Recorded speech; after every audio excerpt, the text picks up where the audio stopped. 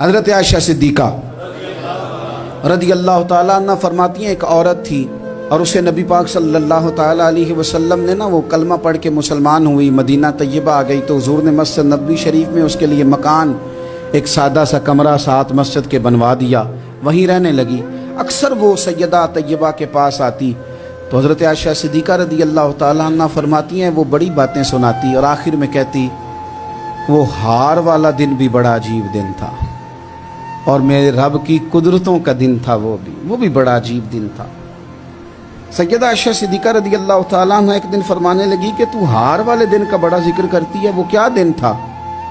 تو خاتون کہنے لگی اماں جی وہ دن تھا جب میرے رب پر بھروسہ اور مضبوط ہو گیا، جس دن میرا اپنے رب پر توکل اور بڑھا، میرے ایمان میں یقین میں اور پختگی آئی۔ کہنے لگی میں ایک گھر کی کنیز تھی، نوکرانی تھی، اس گھر میں ایک بچی تھی جس کے پاس سونے چاندی ہیرے جواہرات کا ہار تھا۔ اس زمانے میں چمڑے کے اوپر لوگ ہیرے جواہرات لگاتے تھے، کئی دفعہ سرخ رنگ کے چمڑے پہ لگائے جاتے تھے، وہ بچی پہنتی تھی تو کہتی ہیں وہ بچی کے اس نے اتار کے رکھا یا اس سے گرا وہ ہار تو چیل اسے اٹھا کے لے گئی گوشت سمجھ کے اور میرے سامنے اٹھا کے لے گئی۔ گھر والوں نے مجھ سے پوچھا، یہ بخاری میں موجود ہے،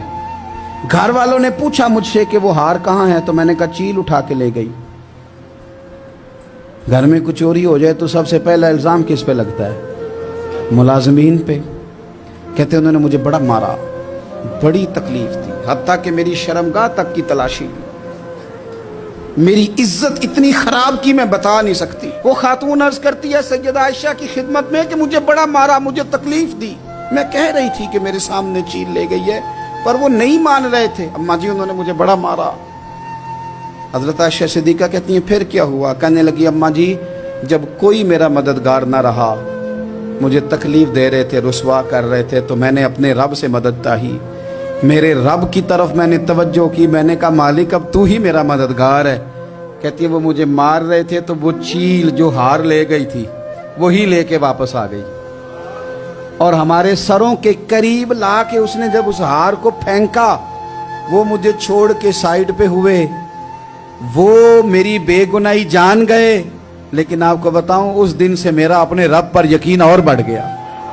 مجھے سمجھ آ گئی کہ جب انسان پورا ٹوٹ جاتا ہے اور جب کوئی چاروں جانب اس کا مددگار نہیں ہوتا تو رب تو ہوتا ہے نا، اللہ تو اس کا مددگار ہوتا ہے نا،